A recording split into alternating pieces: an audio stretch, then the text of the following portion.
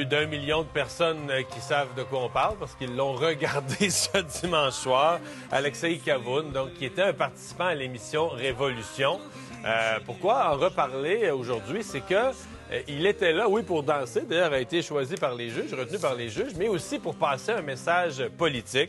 J'ai dit le message politique. Nous, on a le genre d'émission pour creuser ça, pour aller plus à fond là-dedans. Alexei, bonjour. Merci beaucoup d'être là. Bonjour, merci de me voir. Ouais, avant de parler de guerre, je pense qu'il faut mettre en contexte ta propre situation, famille ukrainienne d'un côté, russe de l'autre côté. Donc, ta culture est entre les deux, là. Donc, maintenant, mon père est un prisonnier à Moscou, en Russie, et il est un prisonnier politique. Donc, officiellement, le Mémorial, l'organisation qui protège Ouais. des prisonniers politiques, a déclaré que mon père est un prisonnier politicien. Ton père est un prisonnier politique parce qu'il est un Ukrainien emprisonné à Moscou. Quand la guerre a été déclenchée, toi, tu vivais où à ce moment-là? Tu as reçu la nouvelle comment? Parce que c'est une guerre, personne n'y croyait. Là, on pensait que ça n'aurait pas lieu. Comment tu as réagi? Et où tu étais à ce moment-là? Puis comment tu as réagi au déclenchement de la guerre?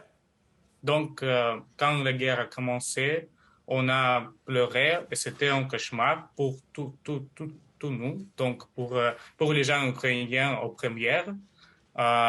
Et c'était comme, je ne sais pas, c'était comme la réalité nouvelle.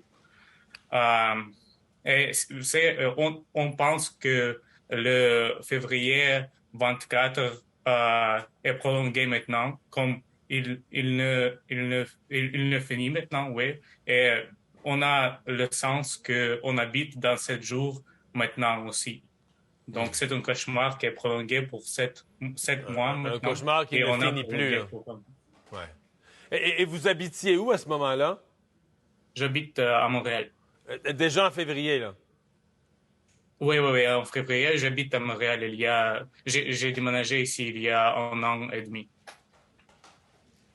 Donc, tu as vu la guerre apparaître là-bas. Est-ce qu'il y a de l'espoir? Dans ta position, est-ce qu'il y a de l'espoir que la guerre se termine? Est-ce que tu restes optimiste que les choses vont bien tourner?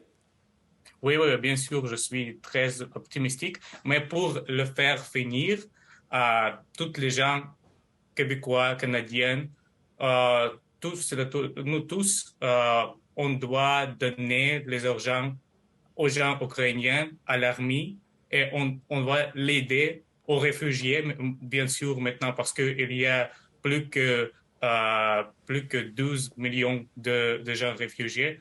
Donc, je sens optimistique et sans doute l'Ukraine va avoir tous les territoires et on va gagner, mais il n'y a pas de gagnant dans cette guerre, mais l'Ukraine va restaurer son territoire, mais nous les tous, on doit l'aider, on doit aider l'Ukraine à se faire plus vite et plus facile pour l'Ukraine.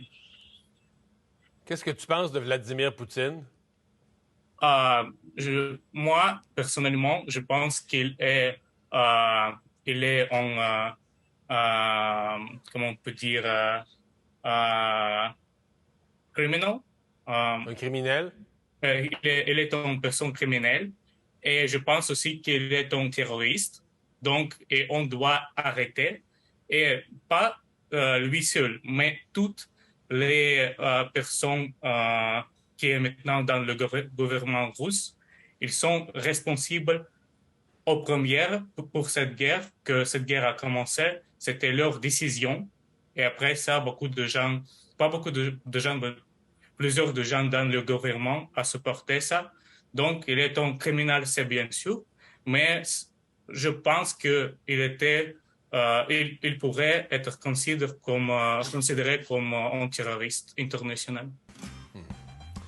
Alexei, on va se laisser sur ces images de ta performance dimanche, le message politique il est passé. C'était tout un forum quand même, Révolution, pour le faire. Mais je suis content qu'on ait pu s'en parler et aller plus en profondeur aujourd'hui. Merci beaucoup. Bonne chance. Merci à vous. Au revoir. On se laisse là-dessus.